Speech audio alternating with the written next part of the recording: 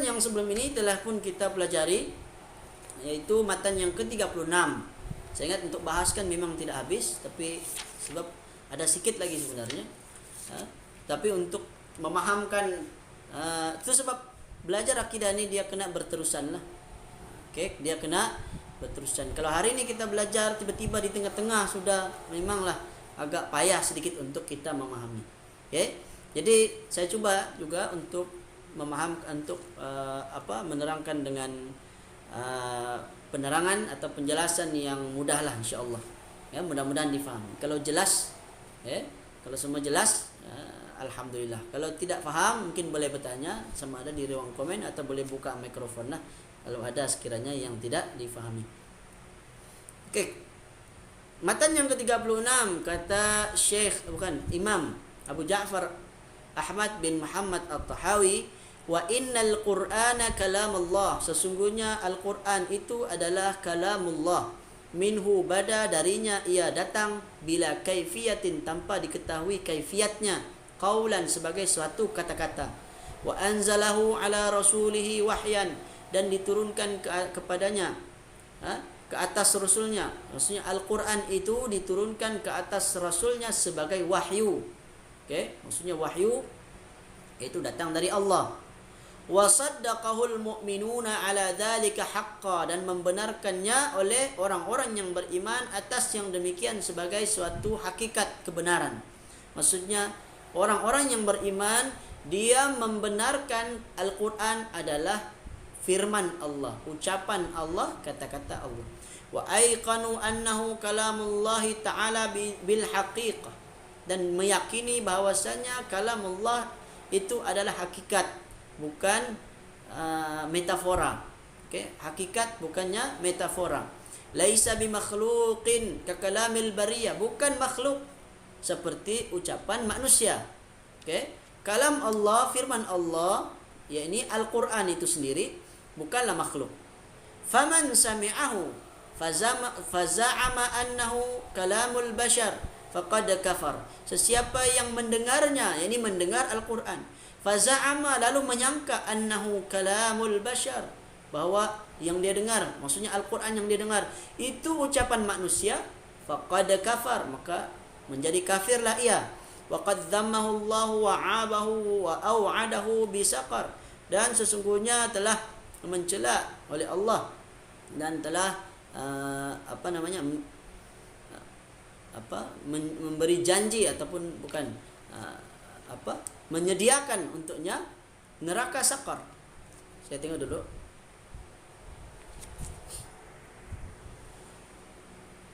Sesiapa yang mendengar, sesungguhnya telah mencela akan dia oleh Allah Ta'ala dan mencacatkan ia akan dia dan menjanjikan ia akan api neraka sakar. Itu terjemahan lama yang ditulis oleh Syekh Al-Mandili ini.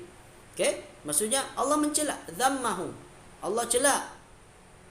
Kemudian Allah cacatkan dan Allah janjikan dengan neraka sakar. Yaitu apa? Bagi orang yang haitsu qala, ketika Allah berfirman sauslihi sakar, Allah berfirman sauslihi sakar, selagi aku masukkan akan dia ke dalam api neraka yang bernama sakar. Yaitu dalam Al-Quran, itu ada dalam Al-Quran surah apa tu? Boleh cari, sauslihi sakar. Tidak tercatat di sini. Ada, saya punya catatan pun saya tidak bawa. Jadi boleh cari sauslihi sakar tu ada dalam ayat Quran. Allah berfirman, aku akan masukkan dia ke dalam api neraka. Falamma au'ada Allah bisaqara liman qala inna hadza illa qaulul bashar. Yaitu ketika mana Allah Subhanahu wa taala menjanjikan dengan api neraka sakar, maka kata orang kafir, tiada ini Al-Quran melainkan perkataan manusia. Kata orang kafir ataupun orang yang dijanjikan neraka sakar ni, dia kata tidak lain Al-Quran ni hanyalah ucapan manusia, dia kata. Maka Allah pun berfirman sauslihi sakar, maka aku akan masukkannya ke dalam neraka as-sakar. Alimna wa aiqanna, kata Imam At-Tahawi, kita pun telah mengetahui dan telah meyakini annahu qaulu khaliqil bashar, yaitu ia merupakan perkataan Tuhan, Khaliq yang maha mencipta al-bashar, manusia. Wala yushbihu qaulal bashar, maka Quran itu, firman Allah Subhanahu wa taala itu tidaklah menyerupai ucapan manusia.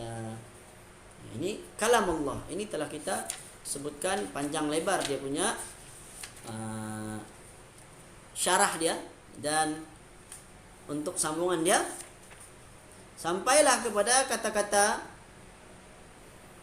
dan bermula perkataan dan membenarkan akan dia oleh mukminun sehingga kesudahannya. Artinya, kata Syekh Al-Mandili, pengarang kitab perisai bagi sekalian mukallaf ini, membenarkan oleh sekalian sahabat radhiyallahu anhu dan membenarkan oleh sekalian salaf akan bahwasanya berkata-kata oleh Allah Ta'ala dengan Al-Quran dengan ketiadaan kaifiyat. Maksudnya, para sahabat Nabi, para salafus saleh, mereka meyakini, maksudnya membenarkan bahwa Al-Quran adalah ucapan Allah Subhanahu wa taala yang mana kita tidak tahu bagaimana caranya. Bagaimana Allah cakap? Wallahu a'lam. Tidak siapa yang tahu. Okey? Jangan pula kita kata Allah bercakap seperti manusia. Na'udzubillahi min dzalik. Laisa kamitslihi syai'un wa huwas samiul basir. Tidak ada sesuatu pun yang serupa dengannya, dengan Allah, dan Allah Maha mendengar lagi Maha melihat. Allah Maha mendengar lagi Maha melihat. Dan menurunkan akan dia oleh Allah Ta'ala, dan yakin mereka itu bahwasanya Al-Quran itu perkataan Allah, sungguh perkataan yang sebenar-benarnya. Tiada ia dijadikan seperti perkataan sekalian makhluk. Ini telah kita bahaskan sebelum ni, di mana golongan Mu'tazilah berfahaman Allah cipta ucapan Allah tu dalam pada suatu perkataan, pada suatu tempat. Allah cipta perkataan Allah tu di sesuatu, lalu sesuatu itu, ya ini makhluk lah. Makhluk itulah yang berkata-kata. Sebab itulah keyakinan Mu'tazilah ni golongan yang menyimpang dari ahli sunnah wal jamaah.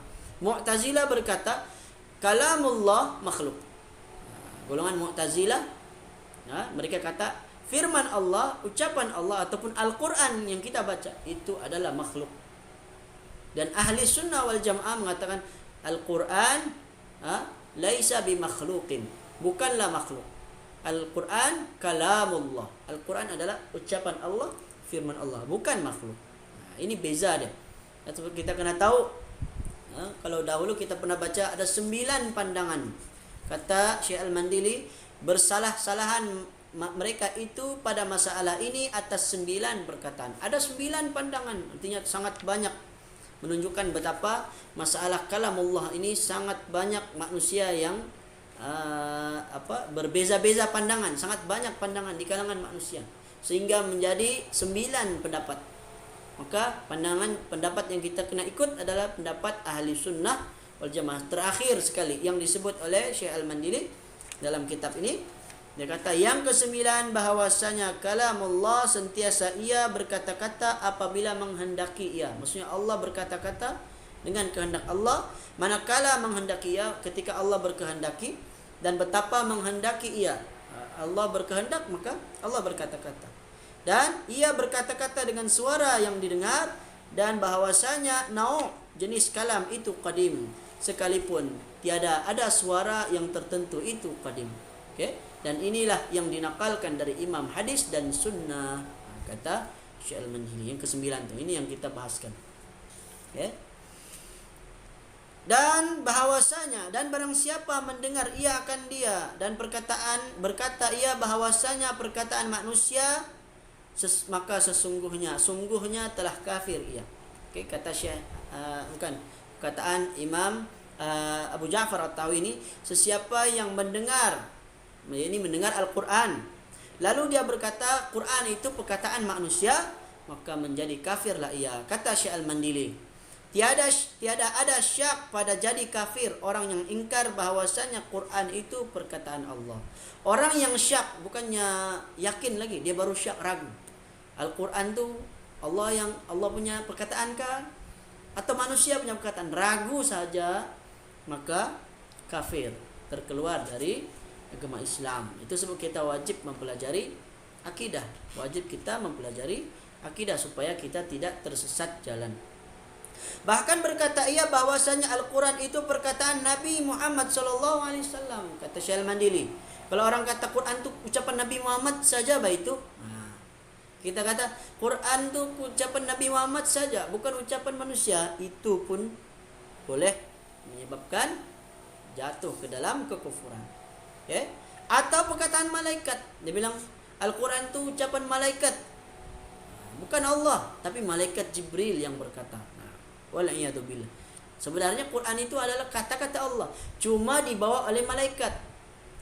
Malaikat Jibril mengambilnya dari Allah lalu menyampaikan kepada Nabi Muhammad. Nabi Muhammad menyampaikan kepada para sahabat menyampaikan kepada muridnya, yakni tabi'in. Tabi'in menyampaikan kepada anak muridnya, tabi'in, dan seterusnya. Begitulah sampailah sekarang sampai kepada kita. Maka adakah kita kata Al-Quran ini ucapan Nabi atau ucapan malaikat atau ucapan para sahabat? Maka kita jawab Al-Quran adalah kalamullah, ucapan Allah, firman Allah, bukanlah firman ataupun ucapan makhluk. Okay? Bukan Allah cipta, tapi Allah sendiri yang berkata-kata. Okay? Allah sendiri yang berkata-kata. Lalu bagaimana? Perkataan bagaimana tidak boleh. Jangan kita tanya bagaimana Allah berkata-kata, kerana tiada siapa yang pernah melihat ataupun mengetahui bagaimana cara. Sebab tu kata Imam Abu Ja'far At-Tahawi, bila kaifiyatin qawlan, ucapannya tidak diketahui bagaimana kaifiatnya, wallahu alam, tiada siapa yang mengetahui. Adapun firman Allah, innahu laqaulu rasulin karim, Allah berfirman bahwasanya Al-Quran itu sungguhnya perkataan Rasul yang mulia, yaitu dalam surah Al-Haqqah ayat 40, yaitu Nabi Muhammad sallallahu alaihi wasallam atau Jibril alaihissalam. Okay, dalam ayat Al-Haqqah ayat 40 Allah kata innahu, sesungguhnya Al-Quran itu laqaulu, benar-benar adalah ucapan Rasul yang Rasulin karim, Rasul yang ini utusan yang mulia. Rasul itu dalam bahasa Arab, bahasa Melayunya utusan. Maksudnya Nabi Muhammad atau malaikat Jibril. Maka maknanya kata Syekh Al-Mandili bahwasanya Al-Quran itu berkata akan dia oleh Nabi Muhammad sallallahu alaihi wasallam kerana menyampaikan daripada Allah. Artinya membaca akan dia oleh Rasulullah sallallahu alaihi wasallam, bukan dari dirinya, tetapi hanya menyampaikan daripada Tuhannya yang mulia. Jadi kita kena faham, bukan maksud surah Al-Haqqah ni maksudnya Al-Quran itu adalah ucapan utusan, maksudnya utus Rasul, ini Nabi Muhammad ataupun ucapan Jibril. Tidak, Jibril hanya menyampaikan, begitu juga Nabi Muhammad hanya menyampaikan. Sehingga kita dapat hari ini Al-Quran itu bukanlah ucapan Jibril, bukan ucapan Nabi Muhammad, tapi ucapan Allah. Mereka hanya perantara, mereka ambil lalu mereka sampaikan. Macam mana cara mereka ambil? Mereka mendengar lah, kan? Mendengar, itu saja yang dapat, itu saja caranya. Itu kerana Nabi Muhammad sallallahu alaihi wasallam seorang yang buta huruf. Ini berbeza dengan Nabi Musa. Nabi Musa diturunkan lauh, Allah sendiri tulis di papan, lalu papan itu dibawa oleh malaikat.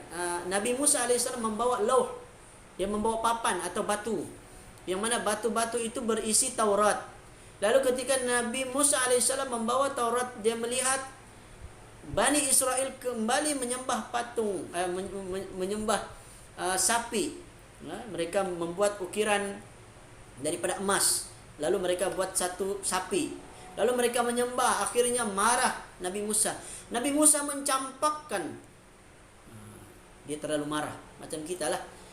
Kadang-kadang kita marah, kita terlupa, terbuat satu perbuatan yang tidak sepatutnya. Maka ketika marah tu kita cepat-cepatlah kembali memohon keampunan, bertaubat. Biasalah tu. Jadi Nabi Musa pernah marah, dia tarik janggut Nabi Harun. Dia ingat Nabi Harun yang menyebabkan mereka menyembah sapi, patung sapi tersebut, ataupun mencadangkan membuat, sebenarnya itu hanyalah cadangan Samiri. Kalau orang Kristen mereka kata Harunlah yang suruh. Samiri tiada kaitan pun, kan? Tapi Al-Quran menjawab kekeliruan atau kesalahan dalam Bible yang sebenarnya yang menyuruh Bani Israel membuat patung bukanlah Nabi Harun tetapi Samiri. Adapun Nabi Harun hanya mencegah. Nabi Harun memberi nasihat, jangan buat patung. Tetapi tidak diendahkan, tidak dipedulikan. Ya? Lalu akhirnya kembalilah Nabi Musa pun tahulah dia bahwa bukan Nabi Harun yang salah. Okey. Tapi kata para ulama, ketika dia melepaskan, mencampakkan, menjatuhkan lauh, papan ataupun batu-batu yang tertulis Taurat tadi, itu menunjukkan, kata para ulama, satu tanda menunjukkan bahwa Taurat tidak akan kekal tetapi akan berubah. Dan benar-benar berlaku dan dia telah pun diubah, sehingga hari ini dia telah diubah. Yang hanya kekal hanyalah Al-Quran. Taurat, Injil dan Zabur mengalami perubahan. Okay? Sehingga waktu yang ditetapkan oleh Allah mengalami perubahan. Kemudian daripada matan Imam At-Tahawi, dan tiada menyerupai ia akan perkataan manusia. Ini yang terakhir, yaitu Al-Quran kalamullah, firman Allah, tiada menyerupai perkataan manusia. Maksudnya Al-Quran, perkataan Allah itu adalah berbeza, tidak sama. Ucapan manusia mengalami kesalahan dalam tata bahasa, mengalami kecacatan. Macam saya kadang-kadang ucap sesuatu, kadang-kadang bila dengar balik rakaman, oh ternyata saya tertukar tanpa saya sedari, kan? Betullah. Itu kelemahan kita manusia. Tapi Allah Subhanahu wa taala, kata-kata Allah yang dirakamkan sehingga yang dibukukan, kan? Dikumpulkan di dalam satu mushaf, yakni Al-Quran itu sendiri, sehingga hari ini menjadi mukjizat. Pelbagai cabang ilmu ada di dalam Al-Quran. Manusia mengkaji, ternyata apa yang manusia kaji 1400 tahun lalu sudah ada dalam Al-Quran, yang mana kita tahun 1900 baru ada penemuan dari kalangan manusia. Banyak sebenarnya. Kita boleh buka kitab-kitab seperti Al-Quran dan Sains, kita akan jumpai banyak seperti kejadian di dalam perut ibu, kan? Tiada siapa yang mampu mengetahui, sebab zaman dulu tidak ada mikrofon. Ketika mana hadis tentang kejadian manusia di perut ibu, itulah manusia ini selalu salah cakap, kan? Jadi ketika dalam proses itu hadis itu disampaikan kepada Ibnu Mas'ud, Abdullah bin Mas'ud. Maka Abdullah bin Mas'ud ketika dia meriwayatkan hadis tersebut dalam hadis 40 pun ada hadis yang keempat, ya. Sebelum dia sampai itu, dia baca hadis itu, Abdullah bin Mas'ud akan mengatakan as-sadiqul masduq. Kata Abdullah bin Mas'ud, Nabi Nabi Muhammad adalah seorang yang sadiq, orang yang jujur. Al-Masduq, yang dibenarkan, seorang yang benar lagi dibenarkan. Menunjukkan bahwa apa yang akan disampaikan oleh Nabi Muhammad tentang hadis tersebut adalah suatu yang luar biasa, yang tidak diketahui oleh manusia. Dan ternyata benar, kajian manusia, sampai seorang doktor yang tinggal di Arab Saudi, dia memeluk Islam hanya gara-gara tentang proses kejadian manusia di dalam perut ibu ini, selari dengan apa yang ada dalam Quran dan hadis Nabi. Akhirnya dia memeluk agama Islam. Saya lupa nama doktor itu. Jadi kata Syekh Al-Mandili, artinya bahwasanya Al-Quran itu lebih mulia dan lebih fasih dan lebih benar daripada perkataan sekalian manusia dan sekalian makhluk. Quran itu lebih mulia, lebih fasih, lebih benar perkataannya. Firman Allah, wa man asdaqu minallahi haditha, dan tiada ada seorang yang lebih benar daripada Allah Ta'ala daripada pihak perkataan. Ini terjemahan dulu. Surah An-Nisa ayat 87. Allah kata, wa man, siapakah asdaqu, yang lebih benar, yang lebih betul, minallah, ataupun lebih jujur, minallah, dari Allah, hadithan. Hadith ni perkataan. Siapakah perkataan yang lebih benar, yang lebih jujur, lebih betul? Sudah tentu Allah. Dalam ayat Quran yang lain, qul la in ijtama'atil insu wal jinnu ala an ya'tu bimithli hadzal Qur'an la ya'tuna bimithlihi Artinya, berkata olehmu wahai Rasulullah bagi mereka yang menyangka Al-Quran itu perkataan manusia, demi Allah, jika setuju sekalian jin dan manusia dan malaikat atas mendatangkan seperti Al-Quran ini pada elok sebutan dan sempurna makna, nescaya tiada kuasa mereka itu atas mendatangkan seumpamanya, sekalipun ada setengah mereka itu menolong akan setengah. Surah Al-Isra ayat 88. Okey, dalam Al-Quran ni Allah kata, Allah menyuruh agar Nabi Muhammad berkata kepada orang kafir musyrikin, yang mana mereka ni mereka menyangkal, mereka sangka Al-Quran itu adalah ucapan manusia. Dia kata, jika jin dan manusia mereka semua cuba untuk mendatangkan Al-Quran yang baru selain Al-Quran, maka nescaya mereka tidak akan dapat. Yang mereka bawa sudah tentu tidaklah sama dari segi betapa indahnya, betapa cantiknya, betapa tingginya gaya bahasa Al-Quran. Kerana Al-Quran datang dari Allah, ucapan Allah. Ya, sehingga tu hari ini orang belajar bahasa Arab untuk membenarkan bahasa Arab mereka itu benar atau tidak, rujukan mereka adalah Al-Quran. Mereka akan cari contoh-contoh ucapan dalam bahasa Arab yang fasih adalah berdasarkan Al-Quran. Okay, berdasarkan Al-Quran. Allah berfirman, "Qul fa'tu bi suratin min mithlih." Dalam surah Al-Baqarah, juga dalam surah Yunus ayat 38. Berkata olehmu hai Rasulullah bagi sekalian kafir Mekah itu, datangkan oleh kamu akan satu surah seperti Al-Quran pada fasih lafaznya dan elok susunannya dan sempurna maknanya. Maka tatkala lemah mereka itu daripada mendatangkan dengan satu surah yang semacam dengan Al-Quran pada ketika mereka itu sefasih-fasih Arab. Orang Arab sudah tentu mereka lagi fasih bahasa Arab, kerana mereka orang yang pertama, orang Arab kan, mereka sudah tentu boleh buat Al-Quran, tapi mereka tidak mampu. Serta mereka itu sangat berseteru dengan Nabi Muhammad, mereka sangat membenci, melawan Nabi Muhammad. Nescaya nyata kebenaran Rasulullah sallallahu alaihi wasallam bahwasanya Al-Quran itu adalah daripada Allah, bukan daripada makhluk. Alhamdulillah. Jadi itu adalah ucapan yang terakhir dari Syekh Al-Madili. InsyaAllah pada minggu hadapan sekiranya tidak ada halangan, kita akan teruskan lagi kuliah kita. Pada matan yang ke-37 ini adalah sambungan, ini matan yang baru yang belum pernah kita sebutkan lagi sebelum ini. Jadi mudah-mudahan ada manfaat yang kita boleh dapatkan bersama daripada kuliah pada kali ini. Saya ingat tidak ada soalan kali ya.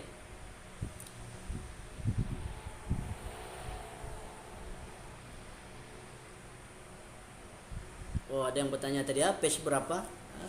Maaf, tidak nampak tadi. Okey, mungkin boleh carilah. Matan yang ke-37 akan datang. Okey, habis sudah. Minta maaf tadi, tidak sedar ada message. Jadi saya ingat itu sajalah, yang baik datang dari Allah, yang lemah dari saya sendiri. Saya memohon maaf sekiranya ada kekurangan, kesilapan dalam penyampaian saya. Aqulu qouli hadza wa astaghfirullahal azim li wa lakum. Wa sallallahu ala nabiyyina Muhammad wa ala alihi wa sahbihi wa baraka wasallam. Assalamualaikum warahmatullahi wabarakatuh. Alhamdulillah, dapat sudah tadi.